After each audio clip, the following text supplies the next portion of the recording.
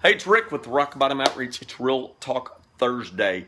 Went out to a afternoon baseball game and got to visit briefly with a individual that's coming back through a local organization, and we wanted to bless him with a shirt that was made in a correction facility. So, kind of pretty cool story.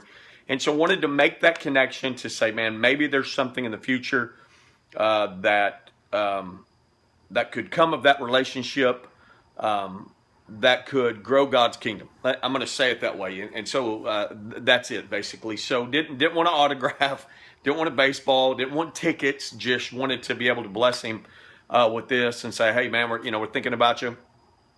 But I was amazed watching everyone, that's trying to get to these players, not just this one, but just autograph hounds. I mean, just sign my baseball. Will you do this for me? Will you do this? And it's amazing, I think, that how a lot of times, man, we take these athletes, and not just athletes, but like, I don't know what you call it, maybe a celebrity preacher or something, and we put them on this pedestal and we elevate them even higher than ourselves. Because, man, when you're telling them, I mean, beyond just how much I enjoy you, but man, when you're seeking those things, these autographs and things like that, it's almost like saying you're at a higher level than I am, and that's not true. And so that's what I want to talk about today is, first, what does God say about idolatry, making other idols before him? He says it just like that. And so Exodus 20 and verse 2,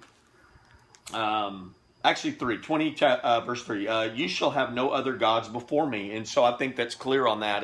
And so other gods could look different. It could be the job, could be a car, could be a relationship. Anything that takes your focus off of God could be considered that idol movement and that idolatry that we're talking about. But, it's tough because we began to put our hope in these people. And I'm not just talking about yesterday. I'm talking about the evangelist on TV, man, the preacher, could be someone in your life. And here's the deal, man. You've got to keep perspective of knowing that we've got to stay focused on the cross. And that's who our hope is really in. Our hope is not in, a country singer, a professional athlete, baseball player, whatever. That is not where your hope comes from.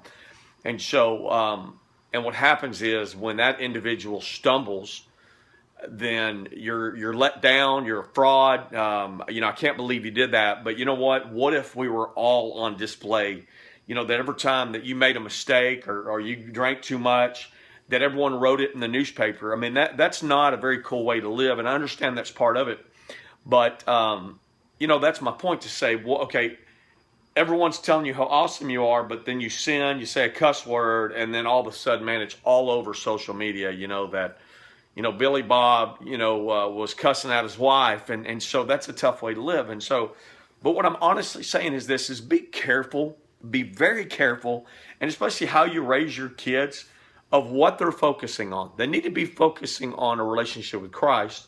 It's great to have a work ethic of an athlete, but when we become obsessed with it to the point that we've put them on a pedestal, then I think we're in trouble. Me personally, my boys have been raised to not be in awe of anybody except Jesus himself.